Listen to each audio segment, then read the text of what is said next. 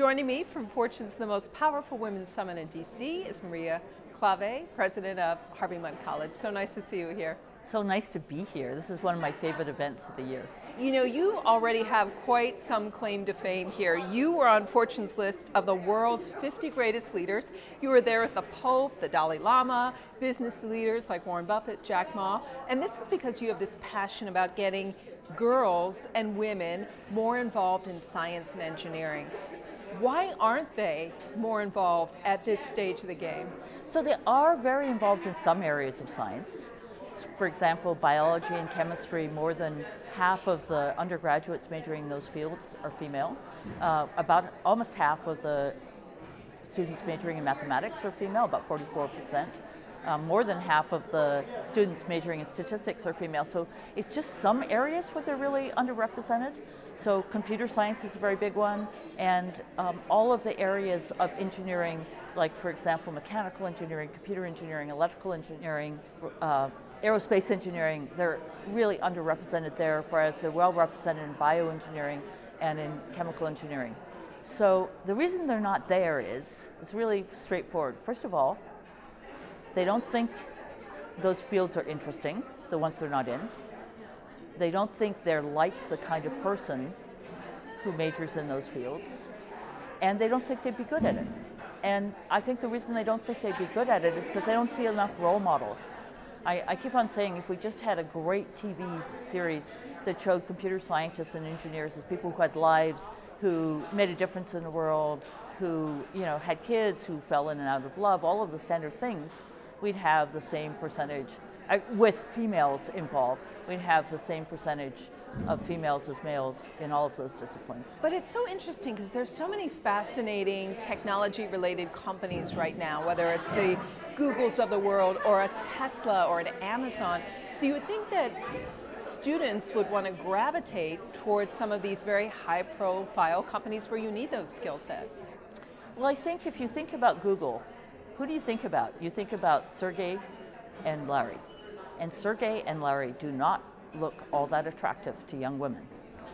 You think about, people, their image is that these people, they work by themselves, they don't have a social life, they are very smart, but they have, really, there's not much else that they do in their life except sit at a computer and type. And they don't want to do that. So the problem is that there isn't this connection between the fact that somebody who's writing software to extend battery life for an electric vehicle is actually doing something wonderful for the earth, and something that is actually highly creative and fun. They just don't make that connection. And it's really interesting to me. My younger sister turned 60 this year, and she is taking her first coding class ever, and she totally loves it. She said, I had no idea, it was so much fun. So, they're just the image, we are not promoting the correct image of what a computer scientist or an engineer does, how they spend their time, and what the impact of that is on the world. Well, you've made some changes at Harvey Mudd where computers and coding can be fun, and you've got a huge now increase in women in some of these classes. Yep. So can't that be duplicated across the country? Because you took a big step and made a difference, so wouldn't that be an easy fix? It is an easy fix, but it takes some effort. It's not particularly expensive, it's not particularly difficult, but it does take leadership. And we know that there are probably about a dozen, maybe 20 institutions across the United States and Canada who have made these changes and have had great success. But the vast majority of institutions, the situation they're in right now is there's so much demand for computer science that their major programs are already overwhelmed with white and Asian males. And they're sort of going, and you want me to bring more people in? And I'm already too busy trying to cope with the boom in computer science, and you want me to change my intro courses? You want me to do things for women and minority students? I'm busy.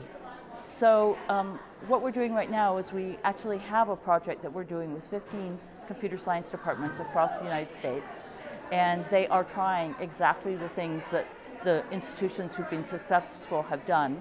We're just starting the second year of this project. We have a research team at UCLA that is studying what the departments are doing. And my hope is if we can demonstrate in 4 years or so that it really worked, that we'll be able to sort of basically both go out to the tech companies and say, you know, help us encourage other departments to follow this and give small amounts of funding to make it possible.